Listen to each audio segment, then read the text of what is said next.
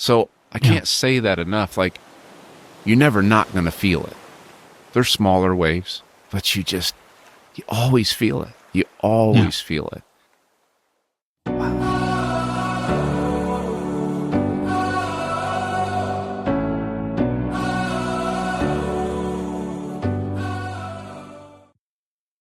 Hey, everyone. Welcome back to the Run to the Hard podcast. Oh, Curtis, man, it has been incredible just getting the feedback from everybody. I know so many people have reached out to you and told you their stories, and people have given us a lot to pray for and pray about. And so first off, if you're watching this, if you're listening to this, I mean, truly, we thank you for, just being open with us about your story. As we move into this episode, man, give me an idea here of the response that you've seen from the podcast and people reaching out to you. Well, when I started posting over a year ago, just my journey and stories about Michael, I was getting quite a bit of feedback. Lots of messages about, I appreciate you being so open and vulnerable, which is a weird word because, that's all Michael. I don't think I was that vulnerable before. I just don't think I was. And so, and I'd always tell people that, like, this is me trying to represent her well and to tell her story, and, practice what she instilled in me, to be vulnerable. That's what, where people will open up and express themselves, is when you are open, honest, trustworthy, those kinds of words. But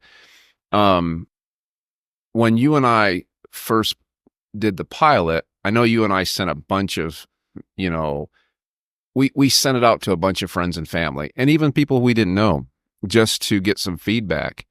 And I would tell people, hey, give me honest feedback. Don't just, say what I think, don't say what you want me to hear. I really want to know what you think. And we got some really good feedback. And so from some smart people, some people who've been through grief, some people who haven't been through grief, who just were listening to the story. So it was interesting to see those comments. But then after we launched last week, I think the stories got more real, and they're coming in almost daily. Some people I know, some people I do not know. I have a lot of new people who are kind of joining the club saying, hey, I've been following you from afar. You don't know me, but here's my story. And it's like, whew. So I don't know exactly what to do with all that yet, except to welcome them to this journey and tell them how much I appreciate their willingness to even share and open up. And I'm starting these little mini conversations with people, where they'll start to tell their story, and then we'll kind of share back and forth. And I'm also getting some critiques from people that I would have never imagined, brand new widows and widowers, people who just lost their spouses. And they're saying, I'm listening to these episodes, and here's what I'm hearing. Here's what I'm seeing. And for me, I'm like, whew, like I can't even imagine weeks out jumping into somebody else's story. That was not my story. My story was, no, I hid. I didn't want to hear stories. I didn't want to read about stories. I was getting books, from people, read this. This is so good. This will help you. And I was like, nope, I'm not ready for that. So it's been really good, and hard and heavy, starting to feel the weight of it. But that's where you and I have prayed so many times and talked, behind the scenes. Okay, God, what do you want to do with this? Yeah. And I think that's the piece that only God and the Holy Spirit can help, is that, this is hard stuff, but He's helping us, and He's given us direction, and He's given us people to witness to and to share, even in the hardest times, to share His goodness and His faithfulness. And so, whew, it's Amen. Amen. Yeah. So you and I have talked separately about this concept of turning pain into purpose. Yeah. And, I'd actually like you to kind of take people back, because we've briefly touched on this, but take people back to, you even beginning to write, and then how it even transformed into a podcast, because that's exactly what you're doing, is you're turning your pain of grief into a purposeful ministry to help other people. Well, it wasn't the plan.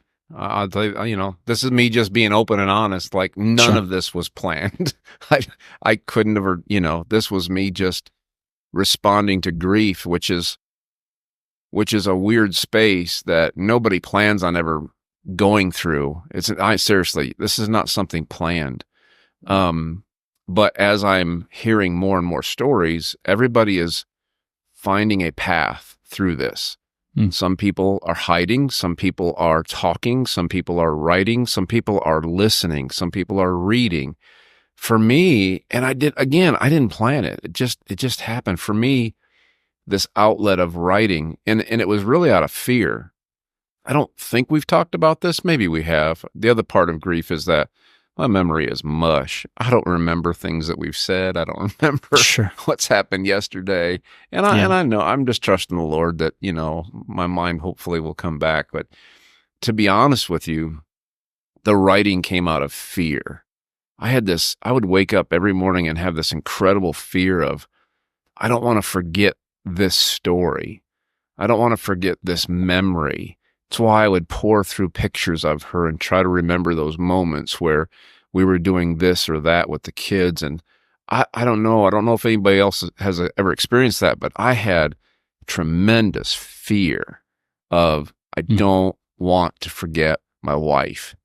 And because of that, every time I would have a thought or a memory or a nugget, she was always teaching us stuff. I was like, I just have to write it out. I've got to write it out. And because I'd already started sharing, our story with people, it was almost like a journal. Facebook became this personal journal of, if I can just write it out, I can have it forever. And then somebody said to me, you do know that you're writing a book for your kids, for her kids. And that was probably the first time, like, I started making a conscious decision of, so if I can put this out there, like, it's there forever, it's permanent, they can go back anytime. And so that's the first time I ever thought of it as something useful. Like, I'm writing a book for the kids to hopefully go back and remember their mother someday. And then of course, the responses and people starting to thank me and started to respond with their own stories. It was a process. It was just this continual process of, for me, it was for me to remember. Then it was like something I could do for the kids. And then it was like, people are actually responding to this and relating to it. And I was like, oh man. But then that kind of adds some additional pressure that, to be honest, I don't know that I wanted at the time, which is, it kind of goes into you and I's story. You come to me and say, Coach, we need to tell this story. And I'm like, I don't know if I want to do this. Yeah. And so it's just been this constant, one thing is morphed into another. And here we are, talking openly on a podcast, but it's been good because, again, it's another outlet for me to talk about my wife and remember things. And honestly, it's helped me remember things that I completely forgot. Yeah. Every time you ask the right question or God helps you to give us direction on where we're going, it's like, I remember this thing, or I remember this moment, or I remember this nugget she gave. And so that part's been good. That's been good. Anyways. Yeah. Good. Well, so help me live on the podcast here, right? Like, help me in real time understand that. So let's say I reach out to you and I'm sharing my story with you, and I now know that you've taken writing, and now you've taken the story of your wife. You've been able to remember your wife. You've been able to write and impact others. And now this has turned into a podcast with a platform that can go global like that. Which is nuts. Right? That's nuts. So what advice do you give to others who are struggling to find purpose in their grief? Like, Curtis, I don't want this public format yet. Sure. I get that. But how can they still find purpose in their grief? I think for me, just finding an outlet. Yeah. And you may be so new in your process that you're like, I have no clue. Maybe it's walking. Maybe walking turns into walking with a friend. Maybe that walking with a friend turns into conversations where you begin to talk and share and remember, but it started with walking. You don't know where it can go to. Yeah. But maybe it's a quiet walk with a friend, or maybe it's a quiet walk by yourself. There's a person right now who's been listening to all of our stuff, and we're talking about a really recent loss of a spouse, and I'm shocked. I'm like, how are you even taking this stuff in? And the person was like, as soon as my spouse died, I jumped right into this. I wanted to know everything I could about it. I wanted to learn. I wanted to hear about other people's experience. That's not how I related to grief at all, but yet this is how this person is relating. And so this person's reading and listening and going to podcasts. And so I would have never chose that for myself, but for them, that's their new outlet. There's so many outlets, good and bad. I've talked about that some people go straight to the bad stuff, where they want to bury the pain. They want to bury all this grief. And so they use all kinds of other things. And that's not what I'm talking about. We're trying to find a good positive outlet. The second thing I did, so the outlet of writing was on accident. I didn't purposely do that. But the one thing I did that I did purposefully was every time I had time with the kids, we talked about mom every time. Just like I didn't want to forget her in my writing, I don't want them to forget their mom. That's so good. We talk about mom all the time. We make references to mom all the time, even just cracking jokes. Remember the time mom spanked you for that? That's hilarious. And remember the rule that mom used to have about this? Like, what in the world was that about? And so even in joking, and probably if somebody were to listen in, it might offend them a little bit, but this is how we are doing it.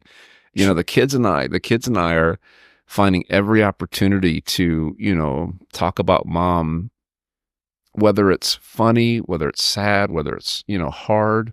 We just do. So here's a question for you. So as an outsider, there are multiple different ways, you and I have talked about this before. Everybody has a story. Okay. Everybody has a story. And when somebody meets you and they are able to kind of dive into like what's actually going on with you, like, hey, how are you? What's new? Right. And you're able to share with people, like, let's say someone meets you like, oh, are you married? Right. Yeah. So let's say you say something to the effect of like, oh yeah, so my wife passed away, but Yeah. okay.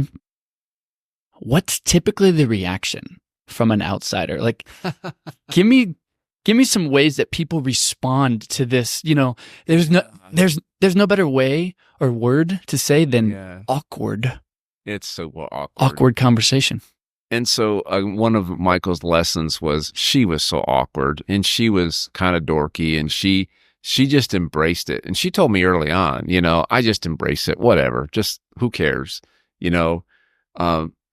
and so being married to her and understanding awkwardness and learning to kind of embrace it, I don't know. There's some people, I've made so many people cry on accident because I'm like, you asked the question, so I'm just gonna, go there. And Sure. whether it's somebody behind the counter at a grocery store, or somebody who's taking my order at Starbucks or whatever, like seriously, I just say it. And so I went to a antique shop up in Michigan. I don't know, maybe this winter, and Michael and I had been there, and we bought a whole bunch of stuff for the business.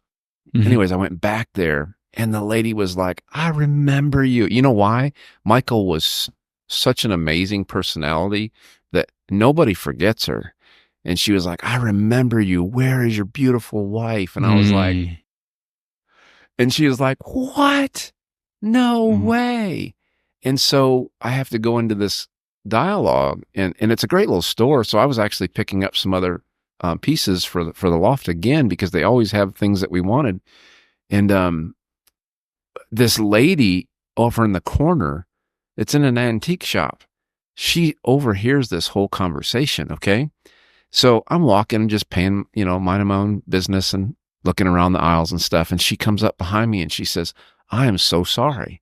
And I was like, for what? She said, I couldn't help but overhear that story. And I'm so sorry that you lost your wife. And she went right into, I lost my husband like last year to this cancer and whatnot. So in the aisle of an antique store, this woman's telling me her story because she overheard. So it just, I don't know. That's my new life. Let me ask you a question about that. Yeah. Well, so when someone comes up to you and they overhear your story of grief and they begin to tell about their person, what's your reaction to that? Do you like that, or do you feel like it kind of steals from your story? Oh, no. This person's remembering their person. And so because we have this immediate connection of, so the first thing you just say is, I'm so sorry. Like you get used to saying that because you're starting to hear stories so often. Like, don't miss that opportunity. Just say, man, I am so sorry. And I get it. Like I'm there, I'm so sorry. But then when they start to talk about it, like, let them talk like this. They may not. Here's something I've realized and figured out. Not everybody's family or everybody's friends want the story. It's too hard. So they avoid it. So let's say you're in a family and you've gone through this grief and you go to the family gathering and everybody's just kind of quiet around you and they're not asking questions and they're not giving you opportunity to talk about your person. Does that make sense? Yeah. It's like, we love you, appreciate you, but you know what I mean? And you can feel it. That's a real thing. And so why don't people want to go there though? Because you've said you were that guy. I was that guy. You just don't know what to say. And if you've never really gone there with somebody, you don't even know. You just don't know. What do you want people to say? Now or then? Both. Early on and now. Which, to be clear, for the person listening, you are a year and a half plus out. So, I've always been pretty good at reading people. Just because of jobs and work, I've had to hire a lot of people, had to fire a lot of people. And so, character and personality, I'm pretty good at reading people. So there's some people you don't want to have the conversation with. You're just like, oh, this is not going to be good. And I'm sorry, but I'm just being honest. Like sometimes you're just, when somebody comes and starts asking you questions and wants to, prod and, kind of get in deep, you're like, I just don't want to go there right now. So you learn to read people early on. I think I just said this was like the first year, I didn't want to talk about it. I didn't want to talk about it. I didn't want to read about it. I didn't want to listen to stuff. I just was struggling. But the more stories and the more I understood my own grief, now when somebody starts to tell me their story, I'm like, keep it, like, let me know. Because again, maybe they don't get that opportunity in their circle to actually tell the story or to remember their person or talk about their person. So now I'm just like, bring it on. Tell me about your person. And then if it's going well, you begin to ask questions and you begin to see even a person's countenance change a little bit, like, oh, this person gets me. Like, they get it. They understand. And my person still means something. Yeah, it's so good. Talking about them, helps. So it's like an unspoken language, man. I don't know how else to explain it. And I'm learning more and more about this unspoken language. Like it's becoming a thing. Yeah. Speaking of the unspoken language, So, as an outsider, I'm trying to do my due diligence of understanding like the language and the vernacular behind grief. And dude, I've found some really powerful lines that I want to run by you in real time and just understand how they land. So I'm looking at all these posts and all these comments of people grieving and things, and one thing somebody said was they said grief is just love with no place to go. How does that land for you?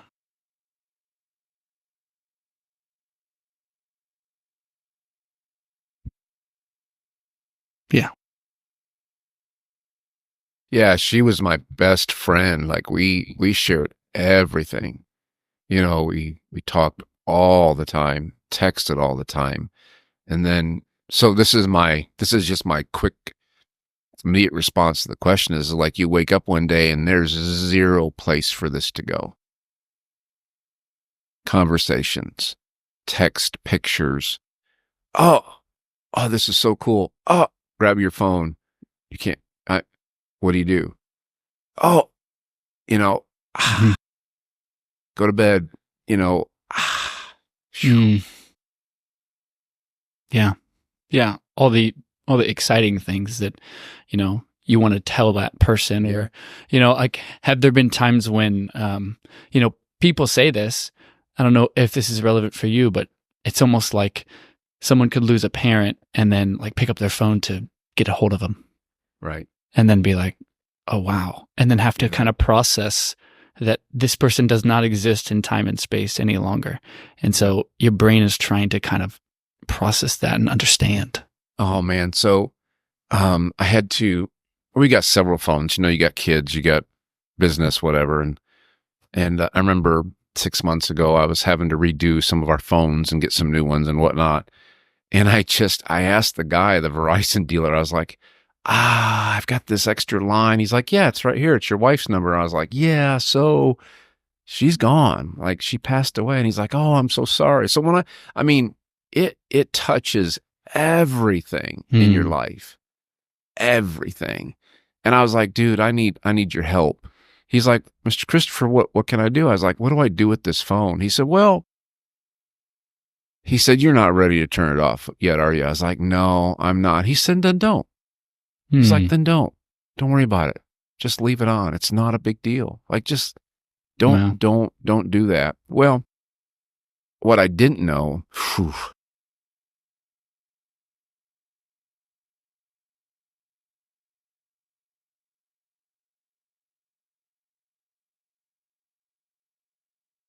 her dad, sorry.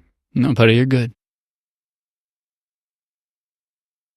We were at a family gathering and her dad was like, hey, I talked to Michael today. I was like, what? Why would you say that? He said, no. He says, I call her number all the time and listen to her voice. You're kidding me. Oh, wow.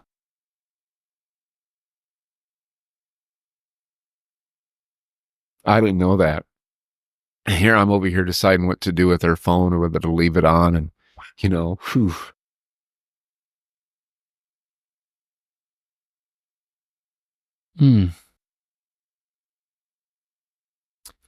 So it's everything.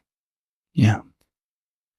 All the things that you and I take for granted every single day is affected and touched by it in one way or the other.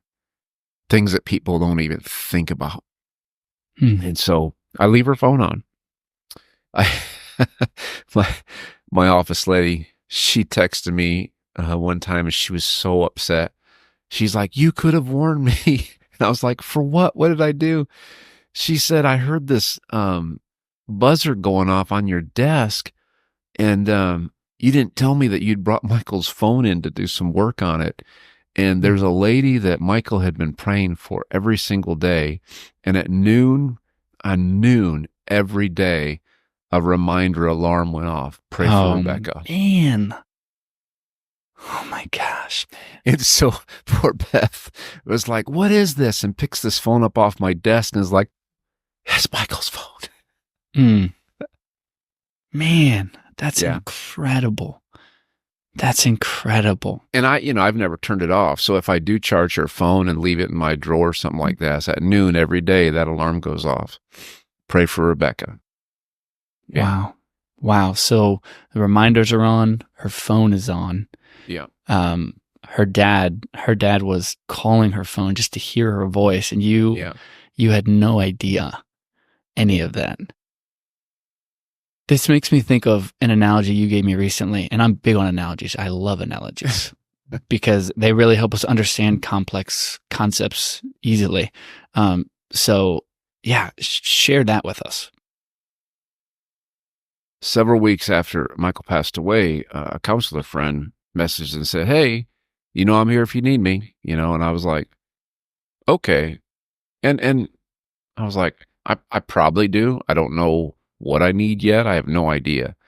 And anyways, I went to an appointment just to kind of hear her out, and she's the one who gave that analogy. She said, "You're like in the storm. Like all you can feel is just waves just crashing in nonstop. You feel like you're drowning." And I was like, "Yep, pretty much." And she said, "This is the best way I can help you, is that the storm will subside and the waves will get less, but the waves don't ever stop. They get slower, but you're always going to feel a wave, small or not." And that analogy works because most of us have been in the water, and we understand that if you just float around out there, you're going to feel it.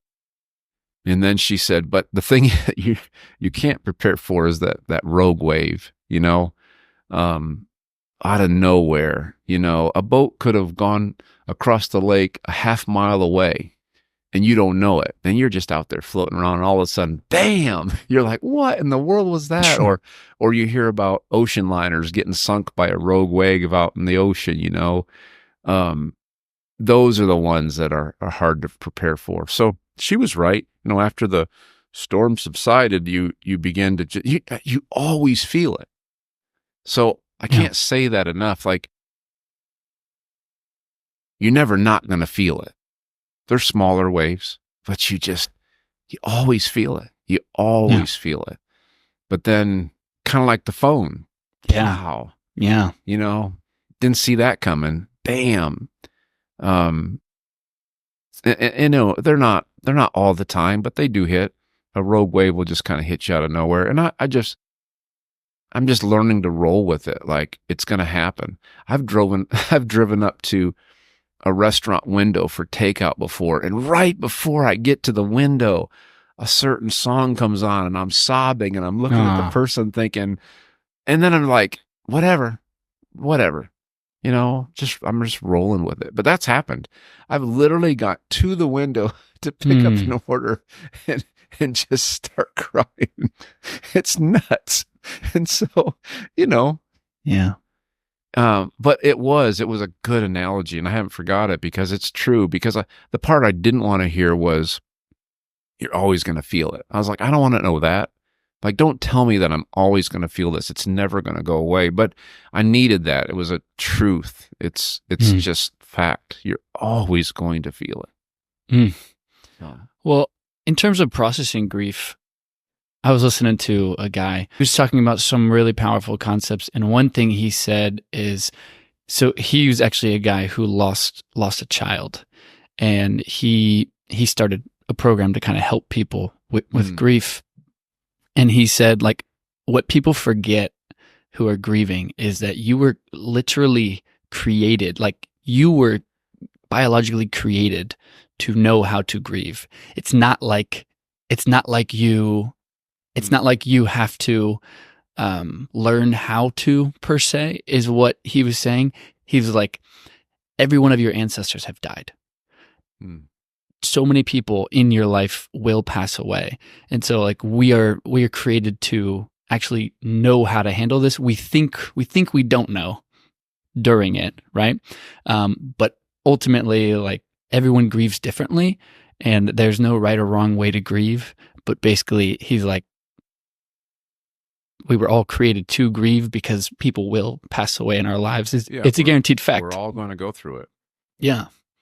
Yeah. So do you agree with that or disagree with that in the place you're in? Because you can disagree. It's fine. Can you learn to grieve?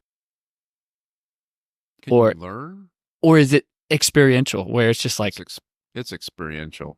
Like, we've talked about the fact that Michael was so open about, death to our kids and the fact that, guys, this is going to happen. We should all be preparing. We should all be teaching our kids. We should all be teaching our families like, hey, this is just, it's real. It's going to happen. Like, we should be prepared for it.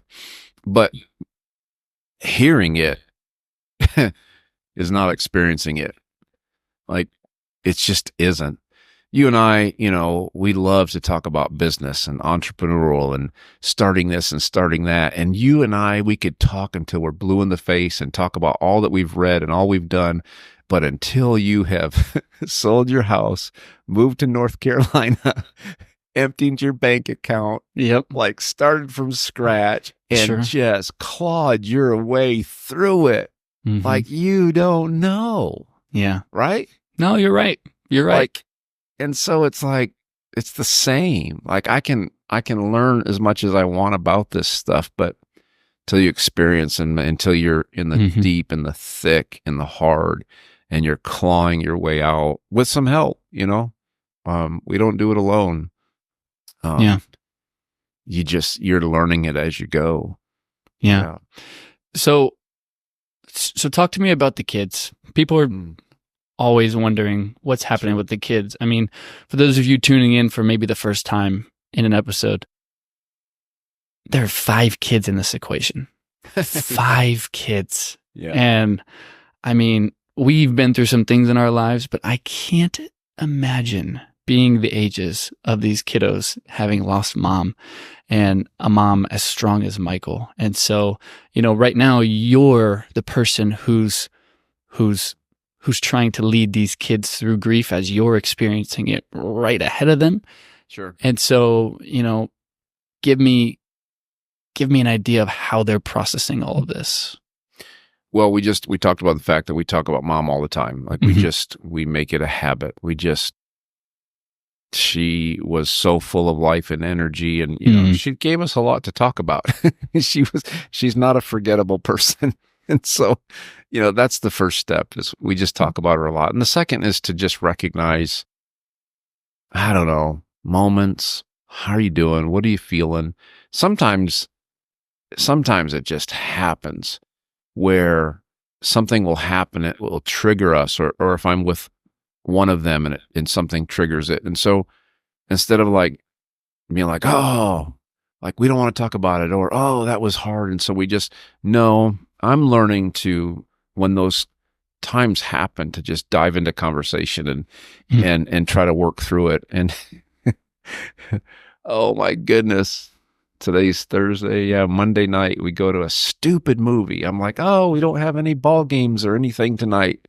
I'm like, let's go do something. So we go to dinner and we go to this movie and it's called If. It's about imaginary friends. And I don't know if anybody's seen it advertised. And I'm like, oh, it's age appropriate. It'll be fine. It'll be fun. Oh my goodness. I'm not lying. In the first 5 minutes, it's about an 8-year-old girl who loses her mom to cancer. I'm like, what? And I'm looking down the row to both sides and, tears are starting to trickle. And then, the movie's about this little girl who experiences her mom passing away and they're at grandma's house and she's remembering all these memories. And the reason they're at grandma's house again is because dad's in the hospital for a heart surgery and she's worried about losing him. And I'm like, oh my word, like what a terrible movie to choose. Man. And anyways, the whole movie is about how hard things make kids have to grow up so fast that they forget about their imaginary friends and their creativity and fun of being and innocence of being a child. That's the whole premise of the movie. And I'm like, oh my word. So I've got one kid on one shoulder. I've got another kid on the other shoulder and half of us are crying. And so This just happened 3 days ago. Okay. Man. So this is our life. You were asking about 5 kids, experiencing grief. Like, this is our life. This is what this stuff just happens.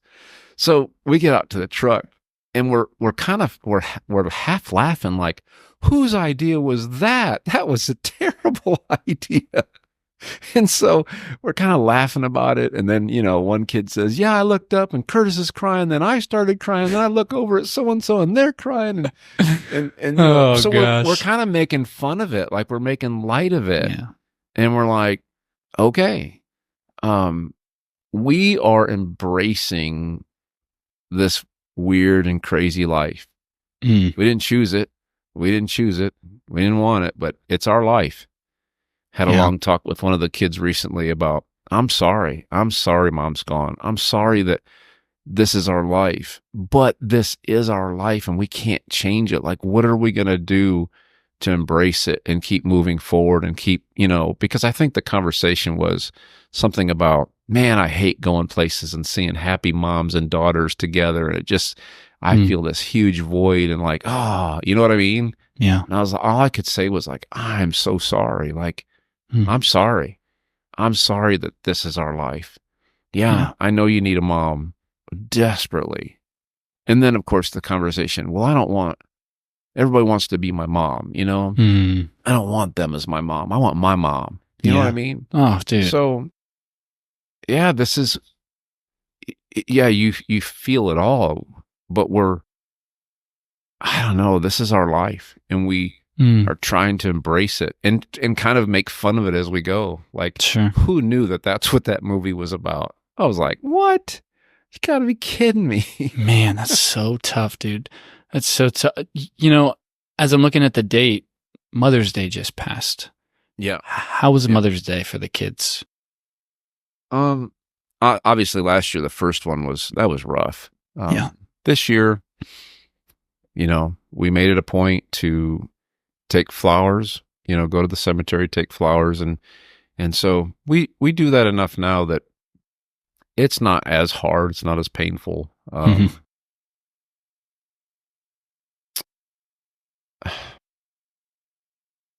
the kids prepared for Mother's Day this year?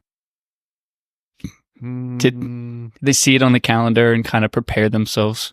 No, I think everybody avoids it. Oh, okay. Yeah. I think it's like, it's Mother's Day. Like, okay, let's just get through this day. You know what I mean? Yeah. The first Christmas, that was the very first Christmas I remember. Everybody just wanted the weekend to get by as fast as possible. Let's just get this week over with as fast as possible. Just because you're with family or with, that was rough. That was sure.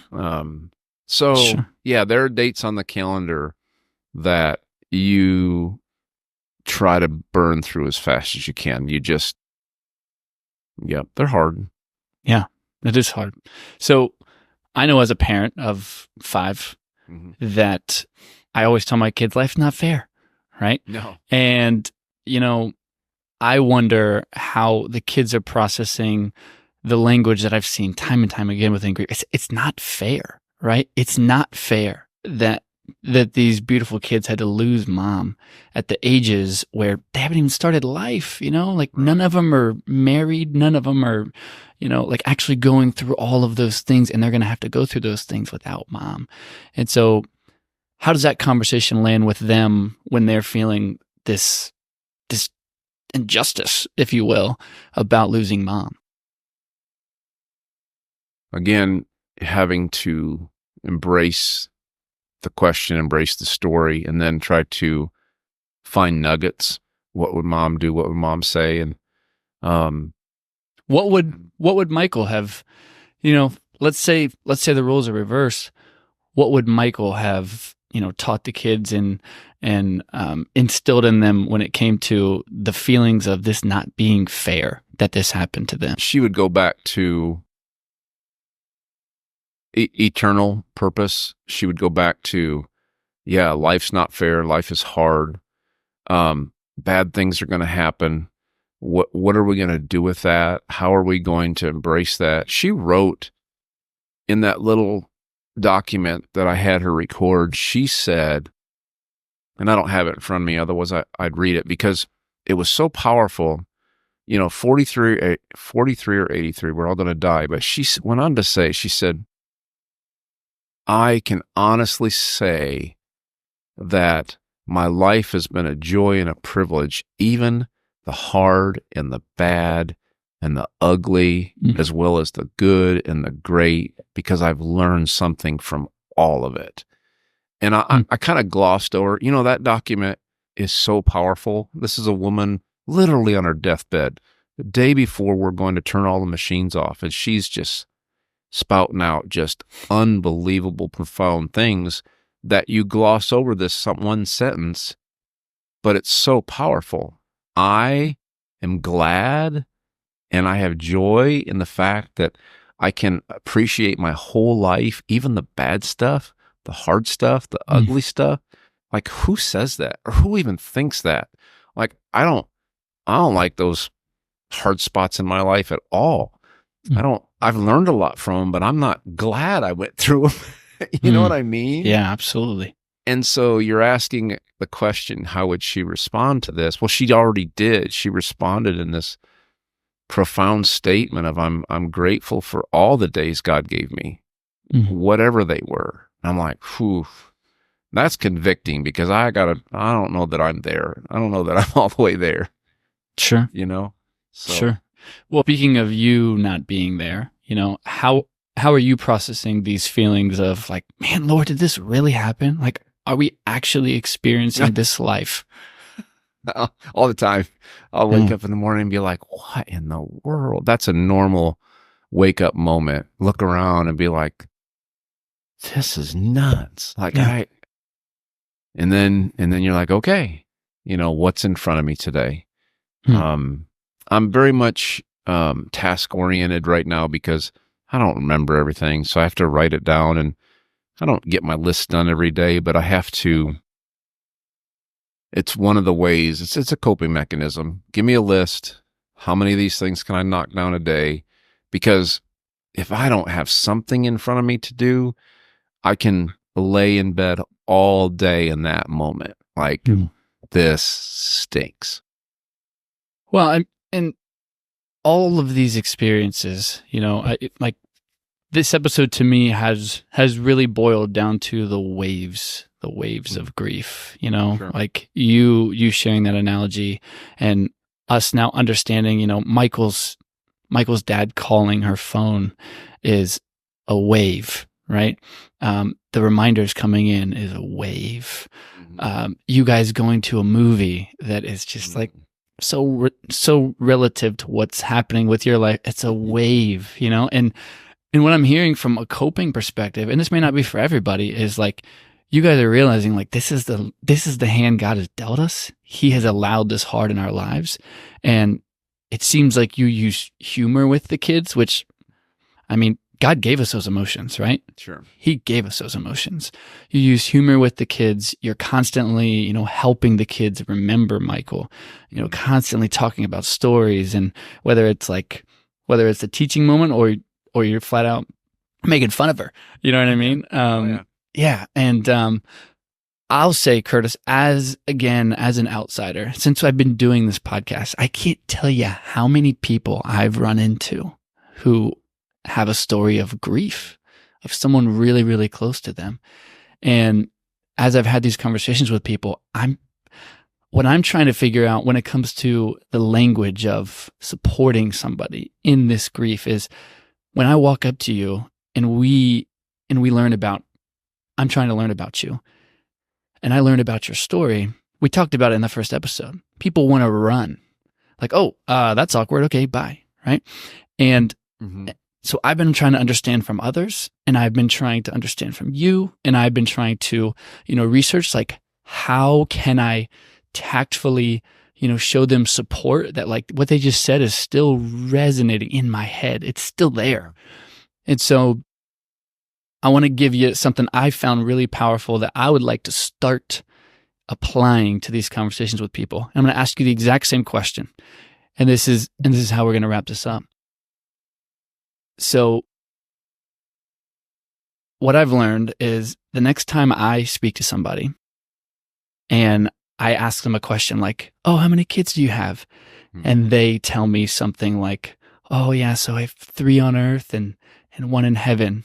Rather than the whole like, oh, so sorry. I want to apologize for their loss. I want to ask them this question, which gives them a way to open up or close down. And the question is this: what do you want me to know about your loved one? So let me ask you that. People listening to this show, maybe tuning in for the first time, seeing this episode title and saying, oh, I need that, right? What do you want me to know about Michael? I'm kind of caught off guard with the whole conversation. Yeah. Because you can't run into anybody who hasn't experienced something in their life. Back to everybody has a story. And then I love that you're learning how to, because of this podcast, you're learning how to interact with people. You're like, oh my word. Like, how many times did I miss, oh, I lost my dad, or I lost my spouse, or I lost a kid, because immediately our brain just goes, it like shuts off. Yeah, because you're not expecting it. Yeah, you hear that and you don't know what to do with it. So I appreciate your openness about like, yeah, I'm seeing these conversations happen in front of me. If I didn't, if you and I were just random strangers and we had a conversation and you said, hey, I'm sorry, and then you followed it with, tell me about, I'm like, just openly, I don't know what I would do with that. Like, I'm just trying to process this in real life. Like, listen to my language. Yeah. This is great. Listen to my language, though. I'm not saying, tell me about the person. I'm saying, what do you want me to know about your daughter? What do you want me to know about your son? That way, you can either say that they knew Jesus and they're in heaven, right? It's a way to open up the testimony and throw it back at them. And or something with more depth beyond that, right? Like, oh, thanks for asking, right? But regardless, in my mind, that line is, you can go as deep or as shallow as you want to go, because I said, what do you want me to know? Not tell me about the person, which is way broad. Gotcha. Yeah, so a year ago, I wouldn't have been ready for that conversation. When it's fresh, for me personally. Yeah. I'd have been like, oh man, thanks for asking. She was amazing. She was my, off the top of my head, I'd say we both had hard lives. We both went through some hard divorces. And I use this language even with people that I don't know if they know the Lord or not or anything. I'm like, man, the Lord brought us two together. Like he just did this really neat thing, brought us together, and we were best friends. Like I was married to my best friends, and we were having a blast, and she got sick. And next thing I know, she was gone, and she was amazing. So early on, I would probably frame it like that. And then, as I'm getting farther down the road, I would say things like, man, she was not just an amazing person, but she was an amazing mom. We've got 5 kids. This is a hard road to travel as we're trying to figure out, what we do with kids and work and all this kind of stuff. So I definitely would respond to that statement, but it would be different over time. And then as I would gain more purpose in my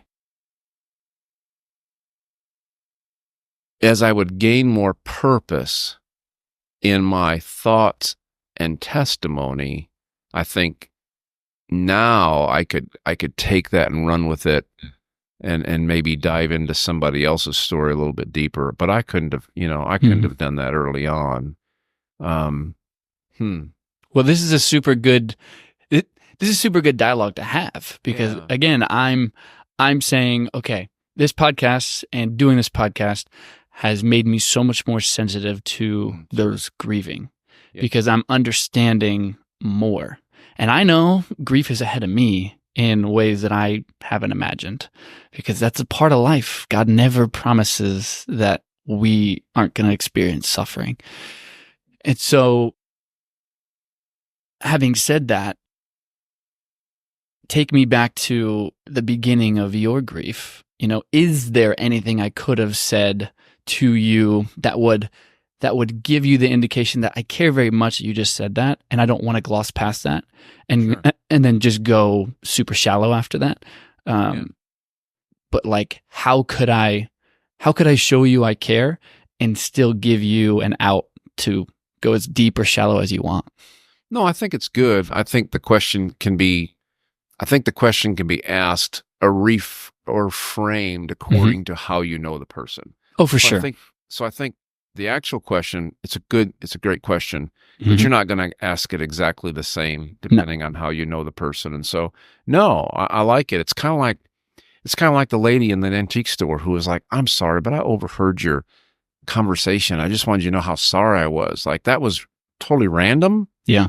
But I think it goes along with what you're saying. Like, this person who, well, it's a little bit different. They've experienced deep grief and they made that immediate connection, like, whoa, this guy's just going, you know what I mean? Mm-hmm. But for somebody who hasn't experienced deep grief to be able to just acknowledge, Mm-hmm. man, I'm so sorry, but man, who was she? Who were they? What should I know about this Mhm. person? I think it's a good question because it does open up the ability to talk about them, to share about them, to share your testimony if you're ready.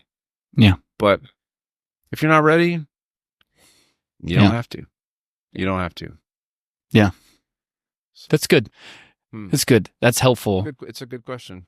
Yeah. Well, that's helpful for us because, again, like, we have these conversations. Someone will say, "Oh, my husband passed away 3 months ago," right? And then usually what happens, in my experience, is they say something else really fast to Yes. to bury It's it. true. Yeah. And so I want to be like, whoa, hang on. Hmm. I'm really sorry that happened.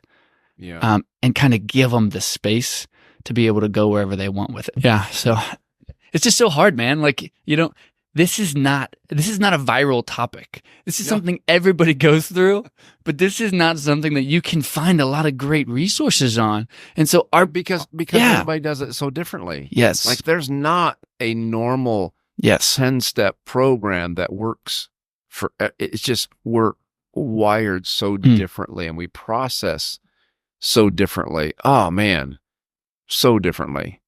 yeah, I get it. yeah. Well, we want to help, those of us who are seeing those of you grieving. We want to help. We want to say the right thing. I'm sure we could do a whole episode on what not to say. How about that? Yes, we can. What not to say. Really awkward conversations. Yeah. Oh, it's hilarious. Well, so I want to end this on a scripture, and it's Psalm 34:18. And it says, "The Lord is close to the brokenhearted, and he saves those who are crushed in spirit." And, as someone looking at this, maybe you're on that end and you're saying, "Oh, that's nice," right? But God promises us comfort in his word, right? And a peace that passes all understanding when we ask for it.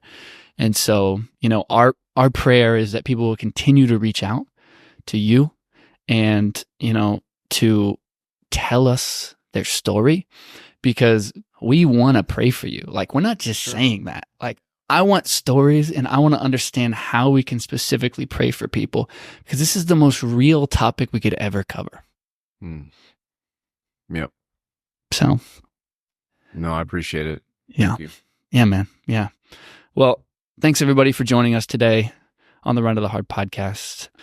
Again, please tell us your story. Let us know how we can pray for you. We have a huge mission to get this podcast out to the masses. If you feel like this is going to help someone, please do.